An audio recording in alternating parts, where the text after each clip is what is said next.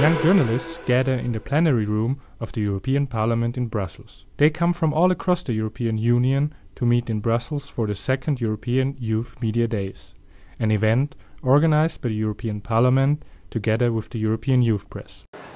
So we are here at this event at the European Parliament. We're here to learn about the European Parliament. Do you think that this event will change your image about the Parliament? My understanding of the European Parliament, most certainly. I haven't never been here. I had absolutely no idea what's done here, and this event actually allowed me to come here and understand much more of how it works. I'm sure it will change. However, I don't know in which direction it will change.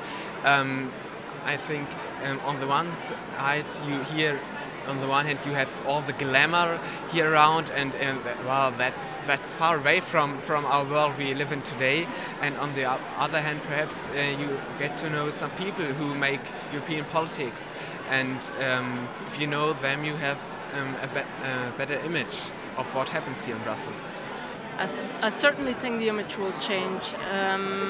When you're in the European Parliament itself, you see a lot more what is happening, what people are deciding for Europe, for their countries and together with Europe. And I think you never can see it when you're outside the Parliament. You have to be in it to experience everything. A changing media environment affects both politics and journalism alike. Wilfried Rutten, director of the European Journalism Center, gives his view on the changes in the panel discussion on the second day of this event addressing young journalists. There's a big change going on. And this change is not just incremental change, it's a paradigm change. It is completely different from the way it was before. We've come from a long tradition of media. If you want to start, I have this image in mind of Moses. This old guy goes up the mountain and he meets God, and God gives him the Ten Commandments in stone. So the first text we know of was written in stone, and everybody had to follow it. There was, you go to hell if you didn't, which is a very powerful top-down communication approach, if you like.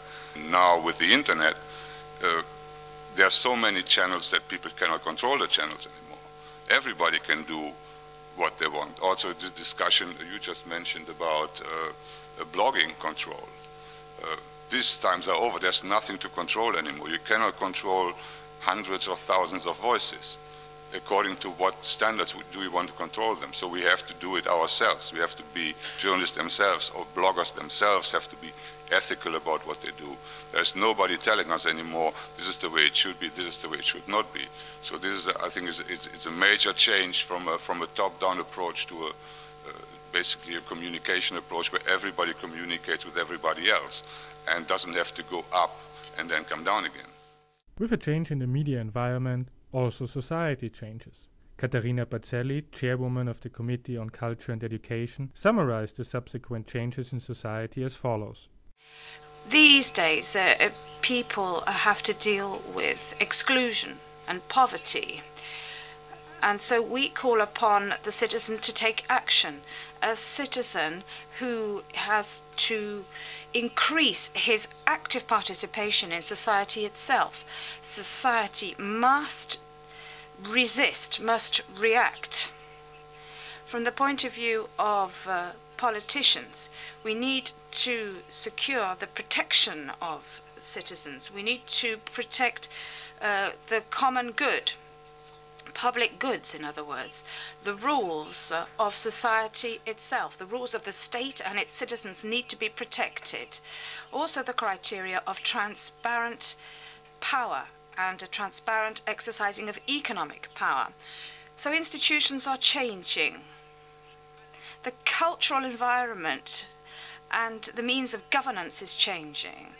The change of government in the modern world. But the main focus of the event was on Europe, and besides the long talk about what changes and what stays the same, we want to know what young people want to see change in Europe.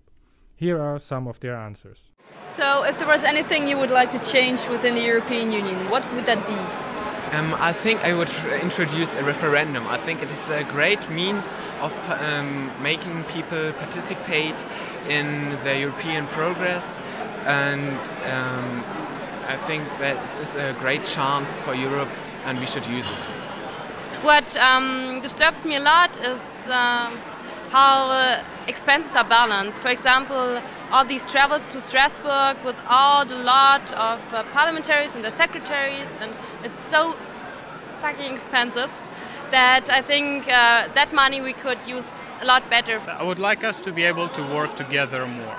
I would like this event to repeat itself many, many times.